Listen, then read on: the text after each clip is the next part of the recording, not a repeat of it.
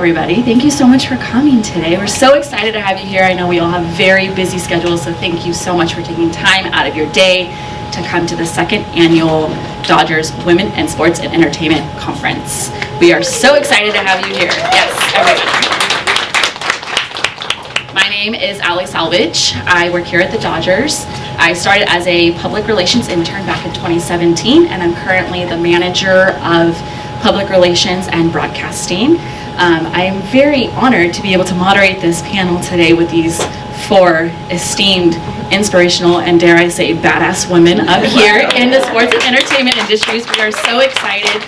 And without further ado, we are going to start. We're going to have a group conversation up here, and then towards the end, we are going to open it up to a Q&A from the audience, and there will be a mic passed around, and we will be good to go.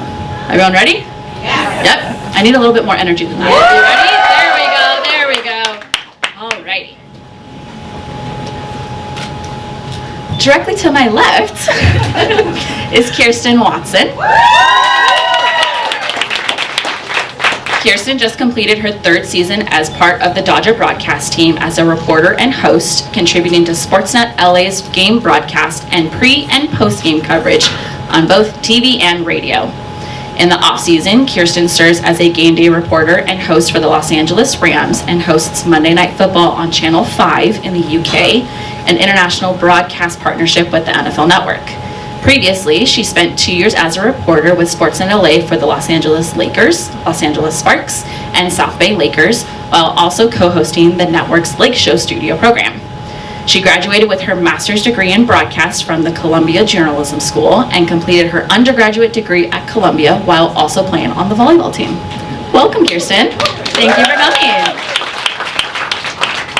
Next up, we have Jessica Mendoza. Jessica Mendoza joined ESPN in 2007 and the Dodger broadcast team in 2022. As the first woman to serve as an analyst for nationally televised MLB games in 2015, she has become a staple for ESPN's Major League Baseball coverage by appearing on Baseball Tonight, SportsCenter, Get Up, and First Take. Jessica has provided an analysis for the Women's College World Series, Men's College World Series, and the Little League World Series, while also contributing content to ESPNW. She is a two-time softball Olympian, earning a gold medal in the Athens Games and a silver medal in the Beijing Games, absolutely. She also was on the U.S. Women's National Team from 2001 to 2010. In 2019, she was inducted into the National Softball Hall of Fame.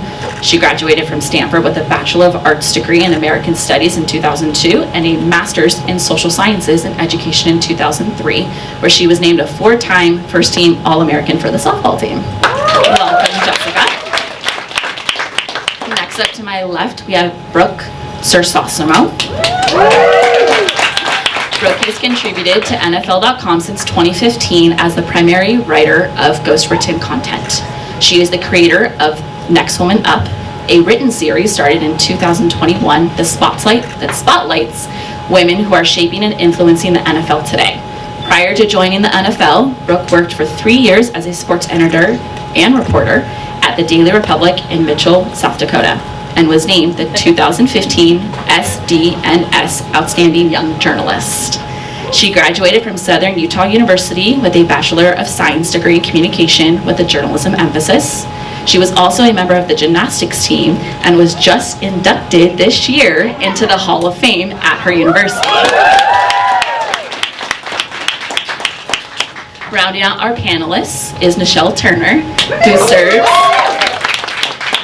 as the co-host of the 7-time Emmy Award-winning news magazine Entertainment Tonight. She joined ET as a correspondent in 2014 and was named a co-host in 2021. As a winner of 6 Emmys herself, Nichelle served as a contributor for CNN for both CNN Newsroom, New Day, and CNN Tonight, while also hosting and producing CBS's summer hit series Secret Celebrity Renovation, which just kicked off this summer. Highly suggest. She also co-hosts The Big Podcast with Shaq. Nichelle often lends her voice to entertainment and political news shows and also covers the Grammys, Golden Globes, and Oscars. She worked for WEHT in Indiana in 1998, Fox in New Orleans in 2000, and Fox in LA in 2004, covering Hurricane Katrina and its aftermath. As an avid sports fan, Nichelle's passion came in handy when she joined Fox NFL Sunday as a sideline reporter in 2007 and also covered Major League Baseball and basketball. She graduated from the University of Missouri, where she earned her bachelor's degree in journalism and broadcast news. Welcome. Let's give one big round of applause for our panelists here today. Thank you so much for being here. Well, those were some amazing bios. I don't know about you guys. That was wonderful. So we're going to start here with Kirsten. As the Dodgers team reporter, you endure one of the longest seasons in professional sports. We start with spring training in February, we go through regular season, and then we go through postseason, and hopefully all the way ends at the end of October with a World Series trophy. During that time, football season starts. So not only do you serve as a Rams game day host and reporter, but you also serve as a host and on-air talent for the NFL Network. Let's talk about how you juggle both sports at the same time for such a long period of the year and the prep work that goes into it and just how you go about your everyday job. Yeah, it's challenging. I'd be lying if I was sitting here and like, it's such a breeze. No, it is one of the hardest decisions I think I actually made for myself. But when I came into baseball, actually Jeannie busted something really powerful out there about just opportunities that come and you may not kind of expect for them to come. That's exactly what happened for me in this job. Never in my wildest dreams did I ever imagine honestly working in baseball, let alone being a sideline reporter for a baseball team. I wanted to be in sports. I was working in sports. I was working for the NFL for I believe 7 years at that time when this job came about, but the previous reporter, she decided her time was done here and she wanted to move on to something else, and I was on the Lakers coverage at that time, and my boss at Spectrum, he called me and he was like, hey, so something has happened and I think that you should step in. And I was like, yeah, but like I don't really know anything about baseball. I know like 3 strikes you're out, you run the bases. I mean, I knew I'd gone to games, I knew about the team, but I was what you would call a high level, a couch fan, yeah, an armchair fan. Like I watched it on the TV, but I don't know much about I watched the postseason, that was exciting to me. But my agents were like, yeah, we're not going to tell you what you can and cannot do, but you can't say no to this job. And my mom was like, yeah, no, you've been saying you finally want like this opportunity, you want to have. I was at that time working full-time for the NFL, working part-time for Spectrum SportsNet, getting my reps, so it was and then I had this grand idea to compete in a beauty pageant, so there was that. So it was just like nonstop. I was going from one job to another and burning myself out entirely, but I was doing it because I had this dream and I really wanted to make it, and I kept getting a little bit of a bite here, and it'd be like, all right, I believe in you, and then it's like, okay, but like, do you believe in me enough to give me a full-time job? And they're like, I mean, like, kinda, but like, not really. So it was just, you're constantly fighting for it. So it came to a time in which the full-time job presented itself, but it was in a new sport that I had to learn, and I also was going to have to learn at a high level. As much as Spectrum SportsNet LA is a regional broadcast, they carry themselves like a national broadcast. This is Los Angeles. This is one of the largest markets in the world, and there's an expectation coming into this job. So we might get into that later, but that was a challenge in itself. Now, when it comes to kind of managing all of these different sports, as I mentioned, with going into baseball, I didn't want to lose my footing in football. So I made it a purpose for myself to whatever opportunities I could have in football, I wanted to have them, because I wanted to be someone who continued to be well-rounded amongst multiple sports. Basketball, I realized I had to somewhat let it go, just because I'd literally kill myself if I did basketball, football, as well as baseball, because I didn't realize coming into baseball just how demanding it is.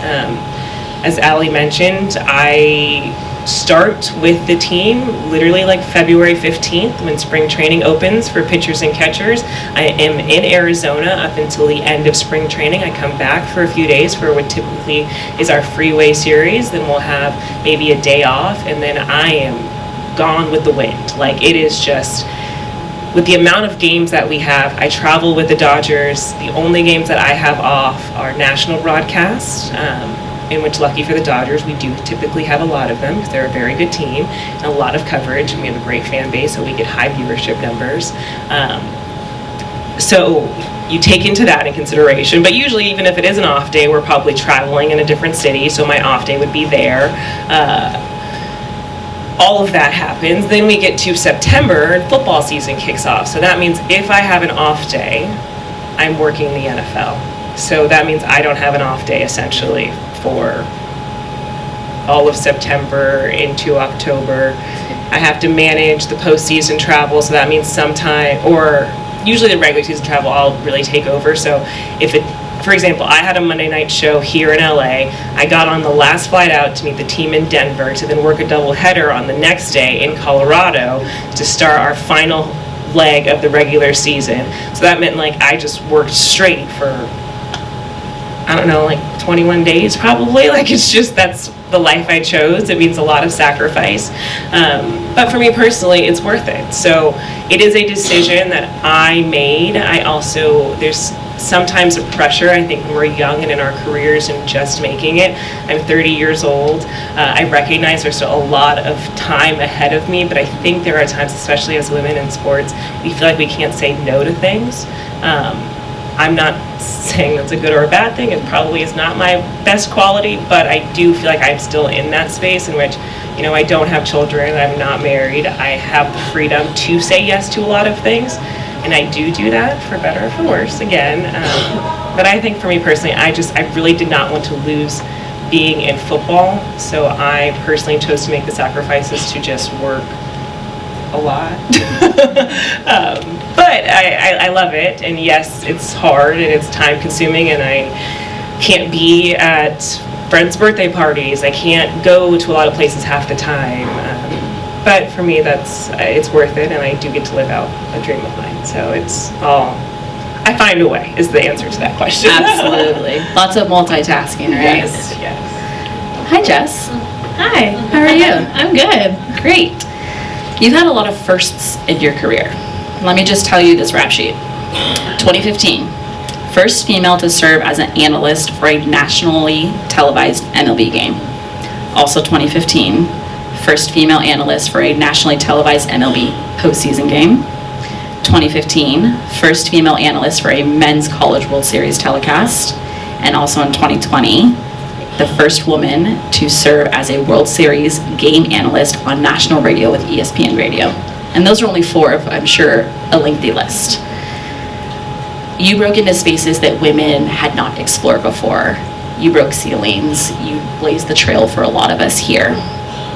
What was one of the biggest things you learned, and what did you feel your experience helped kind of guide you in the way that your career is now? Let's talk about, you know, breaking those glass ceilings and how maybe it was nerve-wracking, how much prep you had to do, the mentality you had to have, the prep you had to do going into all of those broadcasts with different sports and things like that. If we could just kind of talk about that, I think that'd be super beneficial for everyone. I think even every time I hear like 2015, I'm like, that's 8 years ago. Like, why was 2015? Like, even in 2015, I was shocked to even think, like, there hasn't been another female analyst doing a major league, like, what have we been doing, baseball? Like, come on, like, let's go. And I think I was more shocked, and I knew so many women, actually not so many, I felt like it was so many because they meant everything. So Doris Burke involved in the NBA, Julie Foudy, you know, with women's and men's soccer. There were women out there doing this, and I'm like, how has this not happened in the sport that I'm a part of? So I was very excited, but part of my heart hurt. I was like, you know, 2015, and honestly, even now, it just feels very late in the game. I'm not complaining about it. It was just like, well, let's bust down this door, like knock down all of it, and like, come on, ladies, like let's go, because we're gonna kick some butt and do this like together. So I initially was surprised, but then I think the hardest thing was more of just feeling pressure not to screw up. Like, okay, like I'm here. And that was the one thing I told my boss at ESPN was like, I think this is an awesome idea, but please let's not do some one-off check the box, put in the Latina, we did it. I was very adamant, if we're gonna do this, you're hiring me because I'm good. And if I'm not ready, like, then don't give me this first. I don't wanna be the first unless I'm here to stay. And I had a great person at ESPN that's no longer there, and he was like, no, that's exactly what we're going to do. And I was like, really? Okay, because it kind of feels like a check the box, because that's where I had seen women have those opportunities up until then. And I think I'm very grateful, because that helped me know, like, I'm not just going to get this one game, and I still felt that pressure. And I still do, doing Dodger games. That's another first. There's no women that have been in the booth, sitting with Joe and, Oral Hershiser, who I looked up to growing up in the 80s in LA, and I'm like, I can't screw this up. And that can be suffocating. And there's times like it feels so great and this is awesome, but there's other times where it just feels like I can't even breathe. And so that's something I continue to navigate. Especially early on, because you start to listen to a lot. You feel like I can't say something wrong, and I'm going to say something wrong. I'm going to screw up a name or say something about a pitch that actually wasn't doing that, and then I just would beat myself up.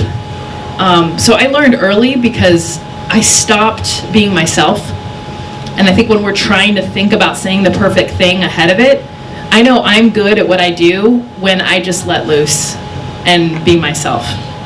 And that's me. But when I'm trying to be perfect, which is really hard because I'm so far from perfect, that it's a lot of like filtering and trying to think through things before something actually comes out, that I was like, I can't do this. I just started to be very quiet in my job and not very good.